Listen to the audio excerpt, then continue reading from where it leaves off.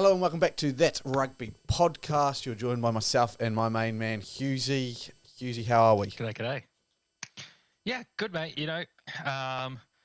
Obviously some big news during the week that we're going to discuss today. A decent bit of news during the week. A lot of stuff that we sort of already knew, and it feels like there's an air of refreshment over Australian rugby. Yeah. You're going to be, for the listeners today, you're going to be listening heavily to Australian rugby today. Just purely, obviously. You lucky things. Not a lot of Southern Hemisphere rugby. I know the Super Rugby New Zealand side's jerseys just dropped. Got new jersey sponsors. So not seen Adidas for the first time in a very long time, which is a breath of fresh air. But as you just mentioned, but yeah, it's going to be an Australian rugby podcast realistically today, just purely because what we're going to do is we're going to look into kind of the timeline of what has occurred, dating back to Mr. McLennan joining the Australian rugby, and then kind of where we are now and who we are, what we are seeing for the future, bit of everything. Sort of how we got to this point kind of thing. And yeah, look, obviously the big news is that Hamish McLennan was... So it's two parts to this, and I think it's important to note this, to be absolutely fair to Hamish McLennan, is that he was removed as chairman, and then he chose not to stay on the board as a distraction. He instead decided to just fully resign and to step away, and said, if I'm here, I'm just going to be too much of a distraction. So a little bit of falling on his sword after realizing he'd lost the support as chair. And I think that's a wise move. I think it would just create a hostile atmosphere, and then you're always having people sort of looking over, whoever the next chairman is always looking over their shoulder, like, if I put 1 foot wrong, who knows if, they might put Hamish back in. So yeah, I think that is a good move by both Australian rugby and Hamish McLennan. I think sort of the lead up to the dismissal was not handled the best. I think that McLennan probably should have seen the writing on the wall when the emergency board meeting was called. Like, you don't call those board meetings unless you have the numbers, right? You don't leave that chance, because if you propose that and you fail, you're equally as done. So you're not bringing that stuff up unless you're certain you've got the numbers. So Hamish should have seen that, and before speaking to the media, should have spoken to some of those people who were voting. And if he couldn't swing them over, then at that point should have just said, I'm not going to get the support here. I am going out, and just called it quits at that point. So I don't agree with how that was handled, but post then, I think it has been handled better than expected. Yeah. It's interesting. It's very interesting. And we'll get onto the end at the end, but let's go back to the beginning. So May 2020, to start us off, is when Hamish McLennan joins as chairman, or joins the board, and is in the role of chair. I guess Australian rugby's come for a pretty tumultuous time at this point. It's COVID. Exactly. So COVID just kicking off. There's a lot happening. Obviously, Super Rugby results haven't been going well, specifically for the years prior to this as well. I think this was around the time that there was that odd 45-game win streak for New Zealand rugby sides against Australian rugby sides. So it wasn't a good time. So obviously comes in 2021, Andy Marinos starts the CEO, and this is, I would say, a point to note, because obviously Marinos starting, the books weren't in order with Australian rugby either, and so that was a big thing that we do have to, I think, note here. Is as much as McLennan may have done some things that have obviously annoyed some people, these two together managed to somehow write the books that were looking very ugly.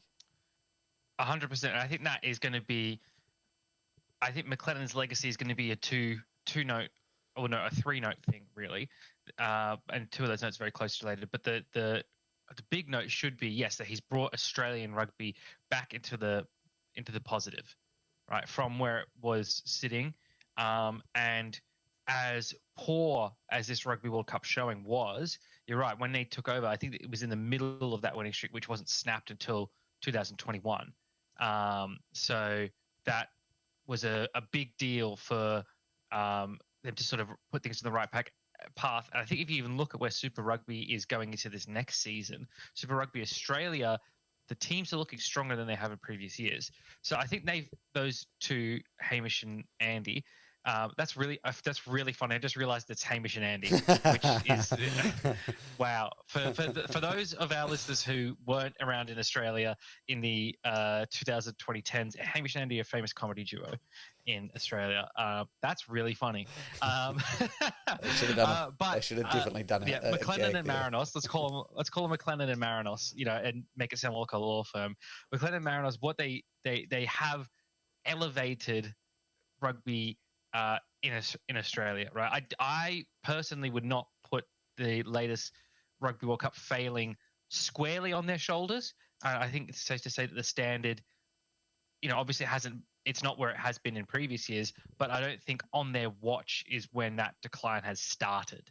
I think it's essentially like there's been a boulder rolling down a hill and they've done their best to stop it, and in the process have been squashed. However, you can't separate McLennan's legacy and to an extent Marinos's legacy with that of Eddie Jones. Yep. And we're coming up to that in a bit. So I'll leave that until then. But I will say when they took over, Australian rugby was in dire straits. Agreed. And then obviously a massive announcement happens. The beginning of May in 2022, Australia win the right to host the 2027 Rugby World Cup, which it's a big win early in their tenure. A massive win, and gives you this idea, like all of us are still thinking, we've got a 2023 World Cup where even if we compete and have a good run, then we've got a 2025 British and Irish Lions series to a 2027. That the next 5 years is going to be a pretty successful and fun time in Australia rugby. Yeah, exactly right. And it's the beginning, and then after that, there's going to be an Olympics in Brisbane as well, which will have rugby sevens at it, at least maybe some other rugby-related sports as well. So it was a time for a revitalization of rugby in Australia. Yeah, agreed. And then in August 2022 is when we start hearing the rumblings of Australian rugby looking into an idea of Super Rugby without New Zealand. Now, again, it wasn't so much that, but it was more, will the Australian rugby teams be competing in Super Rugby, or will we look to make it their own domestic competition? This came with the idea that Australian rugby weren't getting enough money compared to their New Zealand counterparts, and they wanted a fair share, slice of the pie, as they put it back then. So McLennan kind of leads that charge along with Marinos and goes, look, we're not happy. We will do this if it comes to it. Puts a bit of pressure on New Zealand rugby. Eventually, December 2022, the Super Rugby deal gets done. 12-team comp can be extended all the way till 2030 and gives us a bit of a backbone. Australian rugby know where they're going, get a bit more money out of the New Zealand rugby pockets, and they're heading in the right direction. Exactly. You needed that sort of staunch leadership that, essentially sticking your head above the parapet there to putting yourself in the firing line by coming out with those strong words, right? At that point, he made himself. That was the time where I think he really came into the public view as, this is the face of executive rugby in Australia, and he's coming out swinging. This is a big deal. This is what he's willing to make hard decisions that he thinks is right. And look, even if someone makes the wrong decisions in those cases, at least you've got the guts to make a decision. And I think we discussed at the time, and eventually a deal was signed through 2025 with the possibility of extending beyond that. I think that's smart. I think that's a good call by both sides. I think for New Zealand rugby, they need Australian Super Rugby up to that point. So I don't know, right? And I'd love to get your thoughts on this as well. Would a Super Rugby competition exclusively within New Zealand do well enough to survive? I personally don't think so, because part of what is enjoyable, at least I can only imagine for New Zealand rugby fans, is watching those New Zealand rugby teams beat the Australian ones, right? And that does draw viewers, right? And you get those thrilling games like Brumbies versus Canes, like we got earlier this year a couple of times. You set up, and that's a rivalry now. I think that's a real rivalry, Brumbies and Hurricanes, because Brumbies have knocked the Canes out of the finals a couple of years in a row now, and the Canes have gotten revenge during the season and things like that. But hey, it's not finals time, so it doesn't really count. And I can imagine you as a Canes fan is spoiling to cull some Brumbies next year. So you get those added layers in there. You get exciting things that happen, like in 2022 when the Waratahs knocked the Crusaders off and things like that. You get those extra layers, and so I think that's a smart deal for that time. Now, whether that is going to continue to be the right deal is yet to be seen, and that's why they put it up until 2025 with the possibility of extension. So we're only guaranteed 2 more years of Super Rugby Pacific, right? We don't know what's going to happen after that point. And the Australian rugby, New Zealand rugby, the Pacific Nations rugby, and to an extent Argentinian rugby and Japanese rugby are going to have to decide what the future of that competition is. Yeah, and I like what you said. Like we look back at the time when we split during COVID and had our separate Super Rugby comps.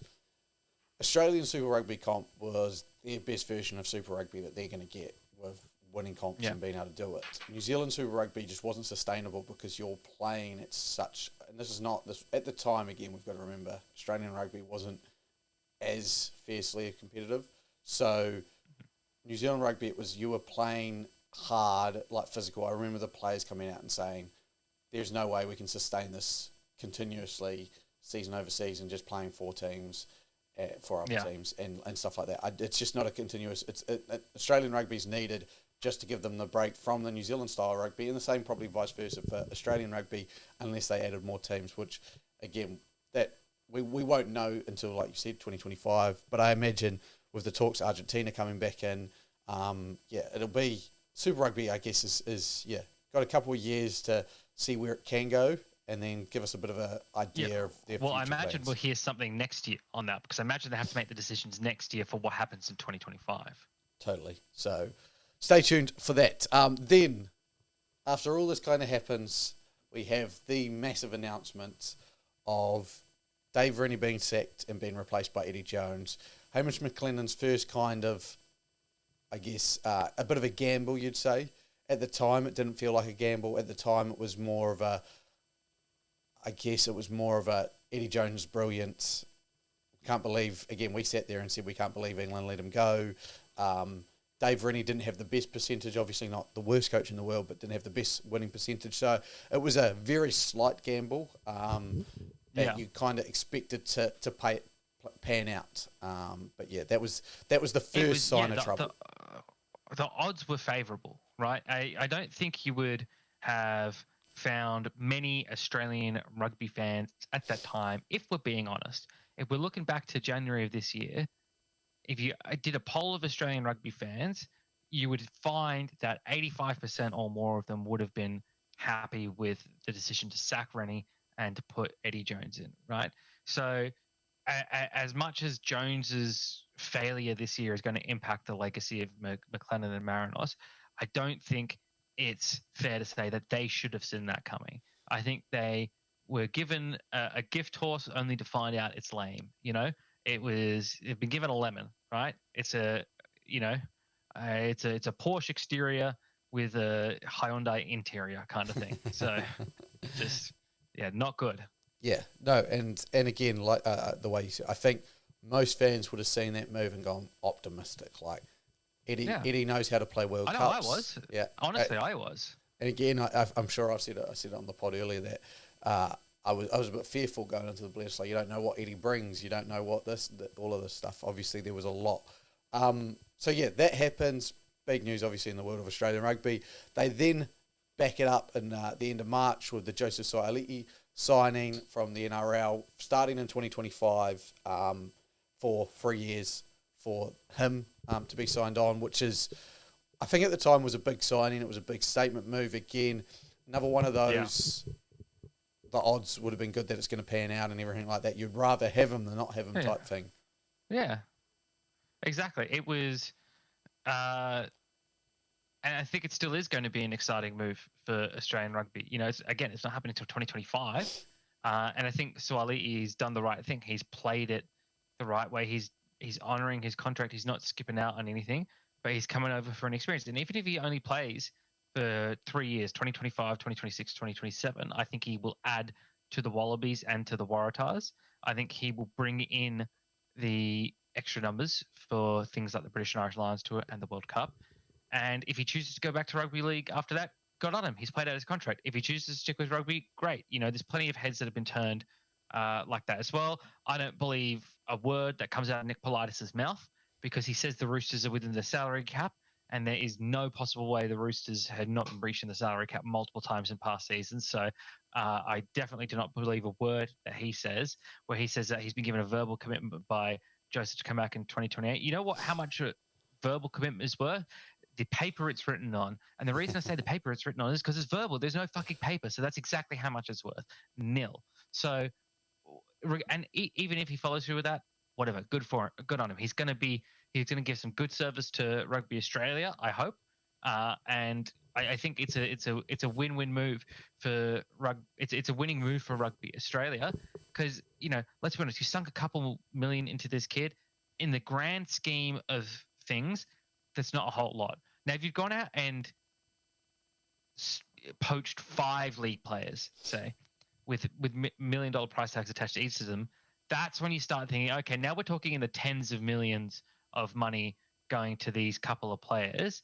That seems perhaps a bit excessive to me. I think 1-2 players is enough, unless you're luring over the likes of like Nathan Cleary or something like that, then get as many of them as you can, But when there was the rumor of Angus Crichton, who many people said backed out of the deal, in fact, his deal was pulled, then Angus Crichton was one I was thinking, I don't agree with that move. Like he's a name at this point. He's a good league player. I don't think he is a good enough union player to justify the price tag that he was going to attract. Yeah, and I tend to agree with that. I go, the only reason you'd sign Angus Crichton, it wouldn't be the Wallaby sign him, it would be a Super Rugby club going, we want Angus Crichton and we'll get him on for a deal that would match his NRL salary. You wouldn't be paying overs for him. After that signing, though, there is a disagreement between McLennan and Midanos, and Midanos steps down. So you lose your CEO. He is from 2021 to 2023 managed to turn the books around a bit. There was some belief it was a disagreement over the Suali'i signing, that he wasn't in favour of it, whereas McLennan obviously was, and that kind of started the split. However, as good as a job as he did, we then get June the 6th, Phil Waugh, Australian rugby legend, takes over as CEO, which... And it trusted Australian rugby legend, you know what I mean? Like, just a sterling reputation as someone passionate about rugby, a good bloke. It's you get the sense that it's not just a business guy. You know what I mean? Yeah. Like, yes, it's necessary to have that acumen, and rugby players tend to have built that and build those types of careers more so than rugby league players do post career. You just only need to look at John Eales as a brilliant example there as well, and someone that the Super Rugby and state unions can trust, which I think is really the key point with Phil Waugh, is that he doesn't need to be the best businessman. He can surround himself with an executive team that can accomplish those things. He needs to get the unions aligned with Rugby Australia, centralization or some other model, which that is one of the key things that he is doing. He needs to get the state unions back on board and have Australian rugby unified and moving together. And I think he's the perfect guy for that. He's, as I said, he's got a great reputation. He's the trustworthy face. That when he says something, he means it, right? And that's from the union's perspective. From the player's perspective, he's a CEO who's been there and done that and understands what it's like to be a player and what they need to succeed. He has had success in that arena. He knows what it takes to be great. So from the player side and from the union side, it's a great hire. I think when you're looking at the business of Rugby Australia, he's probably from a business perspective not the first choice. But I think it's a great recognition. I think it was a great recognition by the Rugby Australia board that rugby isn't just a business. It's a sport, and it's a commodity, and it's a collective, right? It is, Rugby Australia doesn't exist without the state unions, right? Rugby Australia doesn't exist without the players playing, right? Rugby Australia doesn't exist without people going out on Saturdays and Sundays and playing footy. So it isn't just a business where you're not just manufacturing a product in a factory somewhere. You're not selling a service out of an office block. There are human beings involved playing a game. They're athletes competing against each other, and that needs to be brought back to the focus. You've got the books right now, as we said. Hamish and Andy have done a great job with that. Every time I say it, I just fucking can't get over it. McLennan and Marinos have done a great job with that, and potentially they could have continued to do a great job with this side of things as well. However, I think War will do a better job of this side of things. Yeah, and I think at the time the appointment, like you said, I think it was good for Rugby Australia. People didn't quite know how I would say I was tentative. Like, you don't know what a ex-rugby player is going to be like as a CEO. From that day, from when he was taken over to today, he's shown nothing but absolute class in his communication, which we've always harped on about has been terribly poor from Australian rugby, but he seems to go out there and manage to tell it as it is. His willingness to be anywhere, his willingness to do anything to take Rugby Australia to the next level, which is great. He's worked hard. I've just seen photographs of him everywhere, attending all these different events, supporting rugby at all different levels. It's fantastic. It's exactly what it needs. Men and women's game. Like, that's a huge key for Rugby Australia is recapturing the women's game. Like, we've got, you're starting at least on an equal footing with league. I mean, league might even have a little bit of a lead at this point, I would say. But, recapturing that and making that big, because I remember a few years ago when the women's game was really big in Australia, particularly the women's sevens, and it's definitely dropped off. So I think that is something that is key to recapturing Australian interest in it. If you have a women's team that has success, people will support them. We've seen this with the Matildas, right? We've seen this with NRLW. We've seen this with NRLW State of Origin, which has now expanded to 3 games. We've seen it with the NRLW Gillaroos, I believe, is the Australian women's team. And is it the Silver Ferns for New Zealand, or is that the women's union team? Silver Ferns is our netball team. Black Ferns our rugby team. What is our league girls team? I wouldn't have New Zealand Women's League team. The Kiwi Ferns. Kiwi Ferns, there you go. Silver Ferns are the netball team. Yeah. Black Ferns. You got so many bloody ferns. Black so many ferns. You remember the Black Ferns because you sit there. Oh, yeah, I remember that now because it's a silly name that doesn't make any sense. Silver Ferns make so much more sense. Even Kiwi Ferns make sense. Why does that make sense? Just because you can have a picture of a kiwi and a picture of a fern, right? They're not described. The kiwi isn't described, and they are the kiwi as in the New Zealand ferns, right? So that makes sense as well, right? The black ferns doesn't make any sense though because the fern itself is not black. But the jersey's black. But you're not the black isn't describing the jersey. The black is describing the fern there. No. That's the idea behind it. Is the jersey's black, so it's the black ferns, but. That's all right. Let's get back onto Aussie rugby, eh? Yeah. Look, I sort of get a bit more now. It's like if you said they were the blue ferns and the jersey was blue, but the fern was still silver. Like, exactly. I think if you need to have another fern team to really make the black ferns thing good. Like if you have like the white ferns, an Islander team that's called the Red Ferns and they have a red jersey with a silver fern, I'd be on board. I'd be totally on board. As it is, the black's unnecessary. No, it could just be the ferns. There's no other fern teams out there that you need to differentiate yourself by colour. No, but see, no, there is in New Zealand because there's the silver ferns. So if you, this is why they do it. But, so, and again, I know, but like the silver ferns, if they just called themselves the ferns, is the silver ferns jersey silver? No, they're black. No, but you've got to. So if we just called them the ferns, you would. Yeah. What fern are you talking about? Yeah, I get you've got to differentiate them, but if you're going to differentiate yourself like that, incorporate it. whatever. Anyway, I'm just being pedantic. I Yeah, you know. are. I'm being pedantic and picky here, but damn it, New Zealand, do it right. Back to Australian rugby. Yeah. But I like what you said again with full war, the women's game, and what I just wanted to mention quickly, as we know, Australian loves winners. You know, biggest Yes. sports in the world for Australia, cricket, just fucking won another World Cup. Don't seem to fucking lose them too often. Then AFL, obviously, only sport Australia plays. So, well, only Australia plays. So you get winners. And then NRL, which you are heavily successful. The biggest event is the State of Origin, which is 2 Aussie teams. So Australian loves winners. Again, like you said, when the Socceroos are doing well, their level, like the level of support rises pretty quickly. So Australia needs to get back to winning. Again, women's sevens, I think, lost last year, and that probably took a little drop out of them. Women's rugby, for the first time, beat like France in ages, beat Wales. So they are building blocks in all of these games where they can come to winning.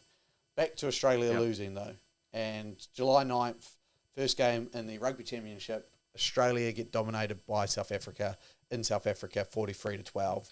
And you start to ask a little bit of questions, but you give Eddie the benefit of the doubt, first game in charge. Hard place to play where we haven't won since the 60s, I think. So Exactly. But did talk a big game as he came in. Again, didn't work out. It's fine. No. They would then obviously go on a run and lose every single Rugby Championship game, lose to Argentina at home, lose to New Zealand in Melbourne convincingly, and then head over back to New Zealand, put up a good fight in Dunedin, where you kind of thought potentially there was something there, there was an opportunity, there was, hey, this team's all right. Go on to lose that game because of Richie Mwanga. Then comes, I think, D-Day in Australian rugby, which is August 11th, 2023, where we will look back in just, I guess, bemusement a lot of people, where Eddie Jones named his Rugby World Cup squad. Now, it is, Look, I think at the time, you sort of sit in there and you're like, I can sort of, you can sort of understand, but at the same time, there were, like, for me, I could see why he left Quaid out of the squad and was naming Carter Gordon the starter, because you don't want Carter Gordon looking back over his shoulder like, if I make a mistake, Quaid's going to take my spot, because Quaid was the starter. But what I don't understand is then why don't you bring Bernard Foley into the squad as the veteran and dedicated backup, right? Rather, as opposed to utility Ben Donaldson, who has no experience on that stage.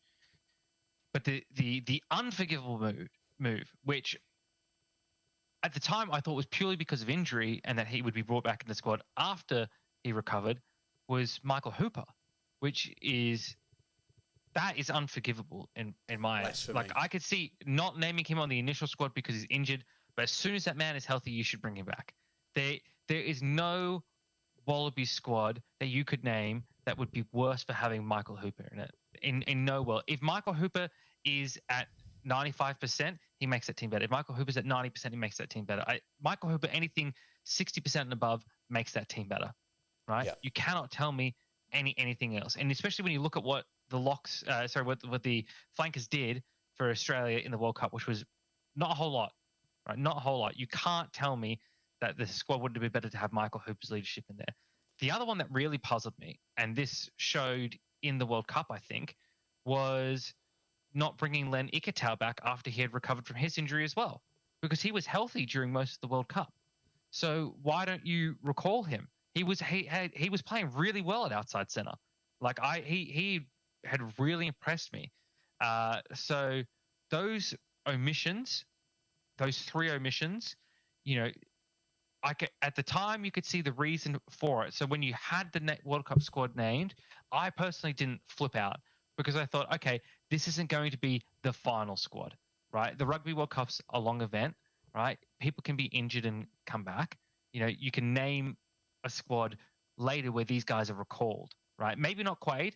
Like, I could see that one, because if you're gonna stick with Carter Gordon, if you think Carter Gordon is the guy and you're telling him he's the guy, you don't want him looking over the shoulder at the guy whose job he's just taken. But bring Bernard Foley in. Then later on in the World Cup, where those corresponding moves don't happen, and you don't bring Hooper back into the fold once he's healthy, you don't bring Ikitau back in once he's healthy, you don't elevate a Bernard Foley, but instead you play an untried, untested Ben Donaldson in that spot, that's when you go, oh, no. When he said they weren't in the squad, he meant like completely, like they weren't going to represent Australia at this Rugby World Cup at all.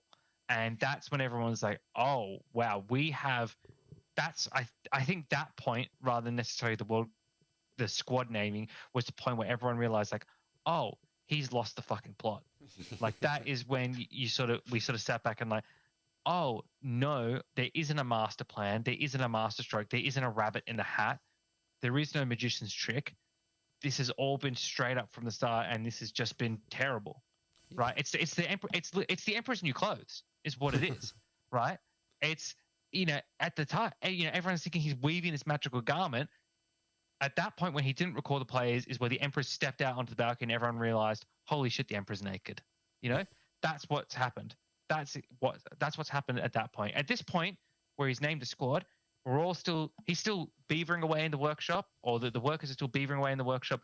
We all, that's what we think. They're all there weaving away their magical fabric to put together a fantastic new garment for the emperor. No, he wasn't doing anything at all. He was just wasting time, wasting money, wasting potential, wasting careers. Unforgivable.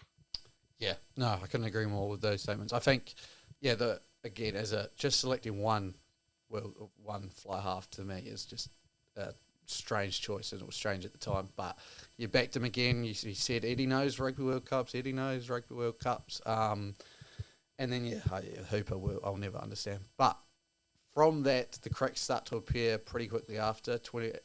August 17, 2023, the attack coach walks out. Sorry, I haven't got his name down.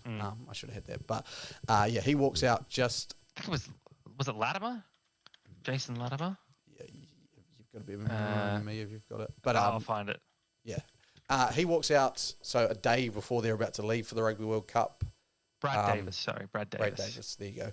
He walks out, and again, Eddie Jones has been notorious with his coaching staff as being a bit of a dictator, leads with a strong iron fist. And again, this is just another little murmur. Then Australia play their first game in the Rugby World Cup. It's a success. They beat Georgia.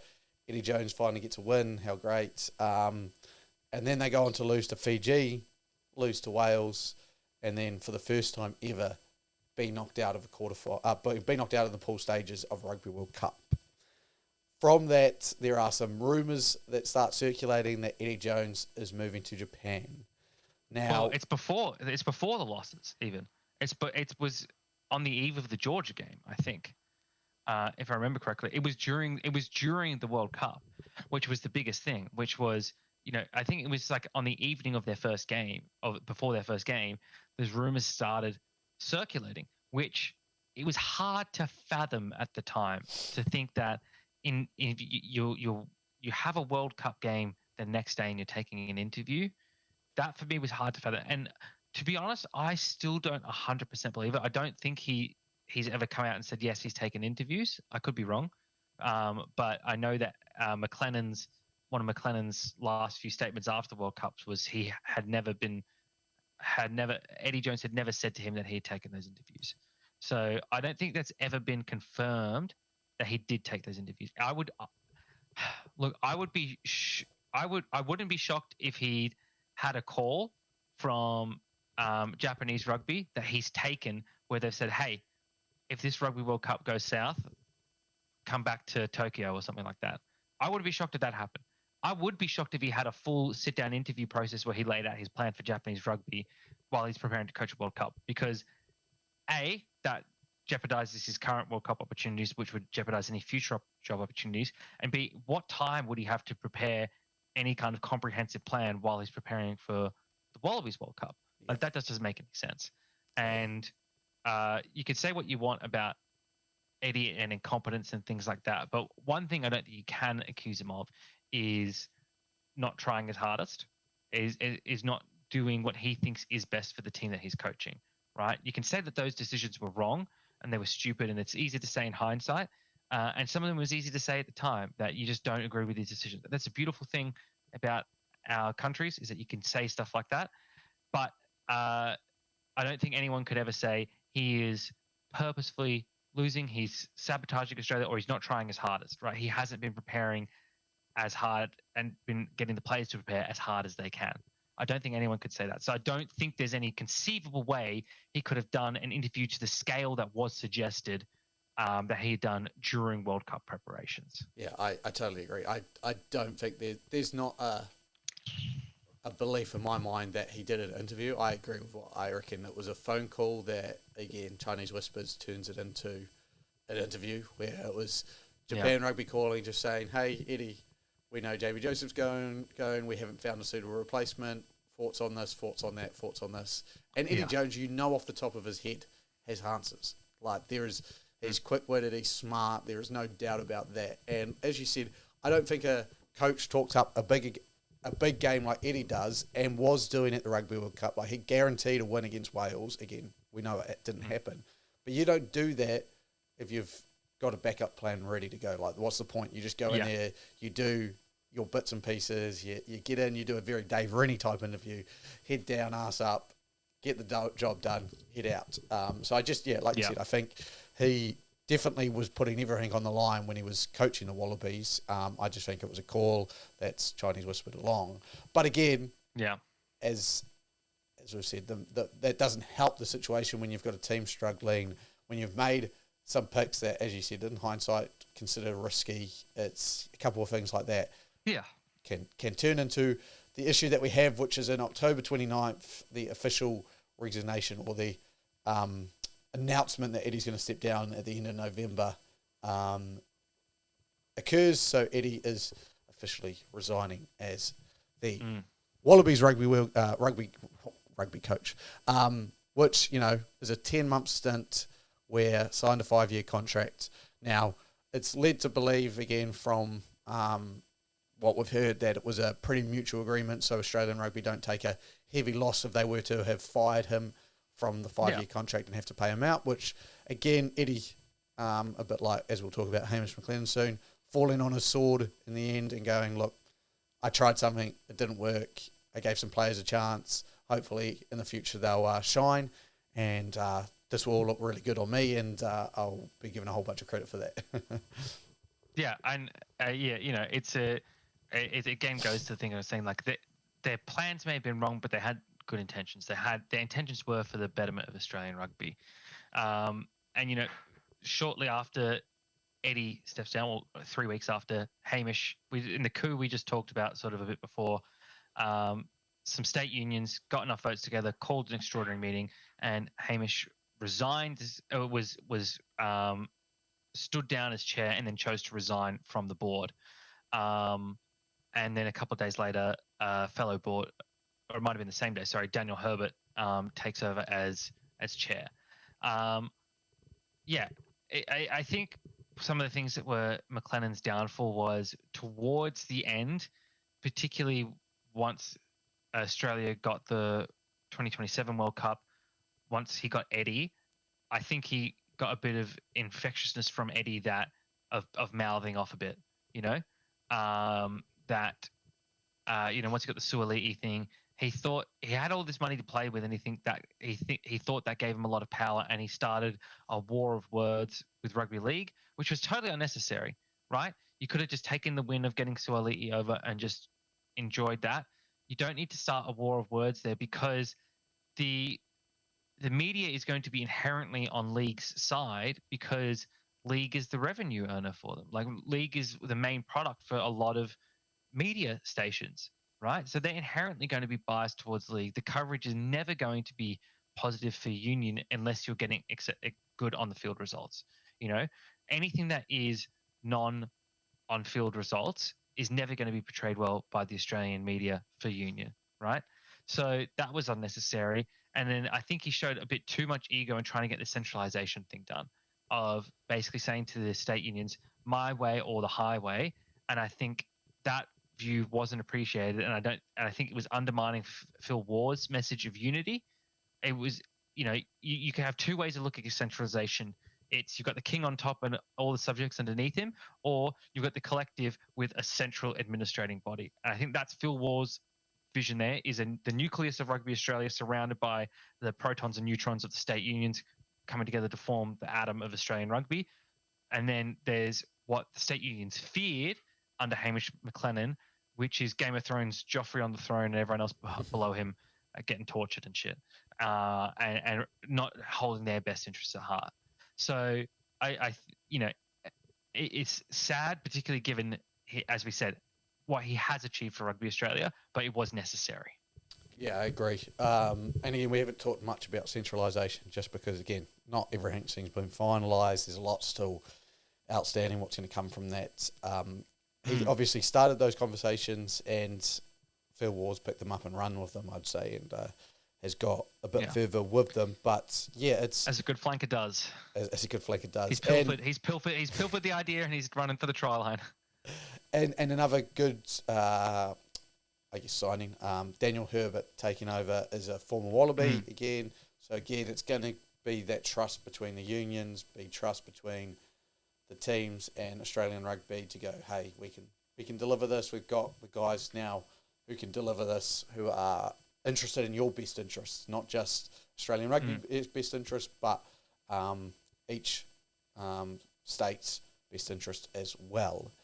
But that is kind of the tumultuous reign of Hamish McLennan, at least, and the from 2020, start of 2020 to where we are now, Australian rugby, what's happened, disasters along the way, not so disasters along the way as well. You know, there's still, obviously, they've brought in the 2027 World Cup. Like you said, there's the British and Irish Lions now to look forward to, then the 2027 World Cup, then we've even got the Olympics in Brisbane. There's a lot to look forward to of Australian rugby, and it's just getting started. And if they can deliver on what we, again, is going to be their best opportunity in Super Rugby for a long time, you know, a year after a Rugby World Cup, with the exodus of All Blacks players and not such a big exodus of Wallabies players, can they deliver at least some results to kind of push and spur that on? And how do they go about building the centralisation? There's a lot still to be excited about. If anything, there's been a sort of there's a clean slate for Wallabies players. So people that were on the outer with Eddie could be back in. We got. I don't think and I can't wait to see him play. I think the Miles Amatosero signing is a big one for a big lock that is necessary for the Waratahs for Australian rugby as well. Because Skelton and Arnold, both Arnolds, are aging. You need that next generation. You need another youthful lock in there. Sorting out our centres situation. I think with Corabetti going, as sad as that is, that opens the window for Corey Toole to get a crack at the Wallabies, which I would have thought he'd more than earned his space on the team after his Super Rugby year. But I guess another year under his belt can't hurt, and I'd love to see him in Wallabies colours because I think he is. I think he's made of the stuff that makes a Wallaby. He's a little bit undersized, but he's tough. He's creative. He can make things happen, and he's gutsy and believes in himself. So I think that makes a great Wallaby. So I'd love to see him in Wallabies colours. All sorts of things. Like there's a chance here, and it's really going to depend on who the new coach is to refresh Australian rugby. We've got the finances right. Let's get the team right now. Couldn't have said it better myself. That has been That Rugby podcast, catching you up on all things Australian rugby over the past 3-4 years. Thank you for joining us. We'll be back again with your regular rugby news next week. But for now, we will say goodbye. Peace.